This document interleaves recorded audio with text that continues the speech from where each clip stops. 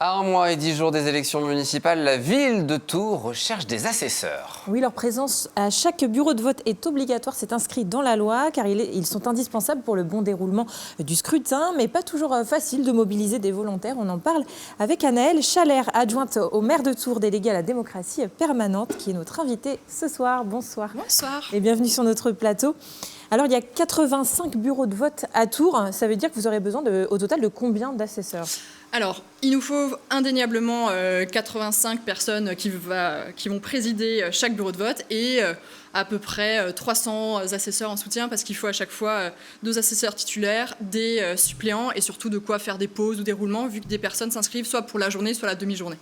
Vous avez déjà quelques candidats, donc la situation n'est pas alarmante, mais des fois on peut avoir un peu de mal à mobiliser sur les derniers volontaires. Là, effectivement, on est plutôt optimiste et rassuré. Entre Loire et Cher, les bureaux sont pleins ou quasiment complets. Il y a encore quelques besoins sur Fontaine, Bousignac au sud et quelques besoins au nord, Europe, Douai, etc. Mais grosso modo, il nous faudrait juste encore une quinzaine, vingtaine de personnes, donc 15-20 personnes et on sera bon. Ah bah justement, pour essayer d'en trouver, est-ce qu'on peut rappeler, ce serait quoi le rôle de l'assesseur ces 2 jours-là ? Tout à fait. Donc l'objectif, effectivement, c'est d'assurer le bon déroulé du vote, donc accueillir les personnes, s'assurer qu'elles sont bien inscrites sur les listes, permettre le vote, évidemment, la petite signature, le à voter. Et c'est un moment convivial où on rencontre finalement les Tourangeaux, Tourangelles. Donc, et évidemment, ça permet, c'est indispensable, le bon fonctionnement de l'élection.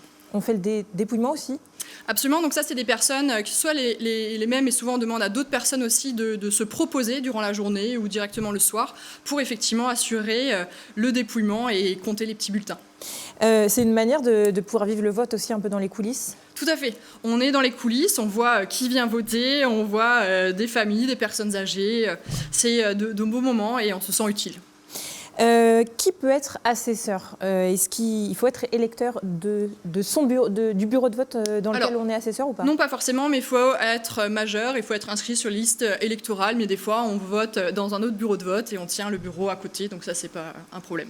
Si on ne l'a jamais fait, est-ce qu'on va être formé quand même avant de prendre son poste ? La ville de Tours propose 2 formations, donc le 2 et 9 mars à 18h en mairie. Et en plus, il y aura la petite présentation PowerPoint envoyée par mail pour pense-bête et avoir toutes les informations. Ça, c'est obligatoire. Non, alors des personnes l'ont déjà fait. Le président est là pour assurer le bon déroulé et rappeler les bonnes règles. Et il y a un guide sur place le jour J au cas où. Vous l'avez dit tout à l'heure, on n'est pas obligé d'être là les 2 jours ni toute la journée. Absolument, les personnes qui souhaitent s'inscrire peuvent s'inscrire soit pour une demi-journée, soit évidemment les 2 journées entières, tant qu'à faire. Comment on fait justement si on veut s'inscrire ? Donc sur le site internet de la ville de Tours, page élection, il y a un formulaire et sinon il y a aussi une adresse mail où on peut contacter le service dédié. Et il est inscrit en bas de l'écran si vous voulez vous renseigner. C'est d'ailleurs également le dernier jour, demain, pour s'inscrire sur les listes électorales. La procédure en ligne est déjà close. Il faut donc impérativement se rendre en mairie. Absolument. Demain, la seule possibilité pour s'inscrire sur les listes électorales à Tours ou dans une commune, c'est de vous rendre dans votre mairie en faisant bien attention aux horaires. Demain, dernier délai.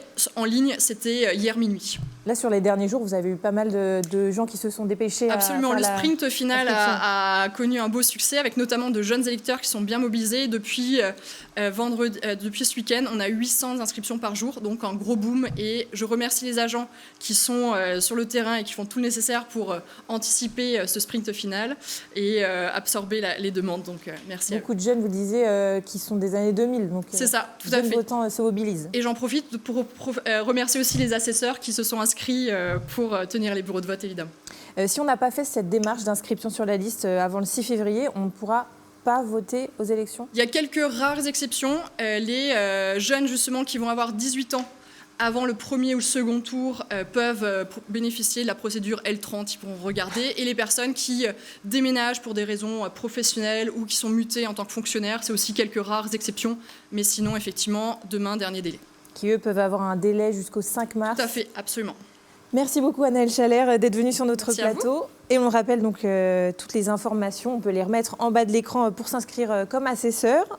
Et puis les élections, ce sera les 15 et 22 mars. À suivre sur Val de Loire TV, évidemment, puisqu'il y aura des soirées exceptionnelles consacrées évidemment à ces élections municipales.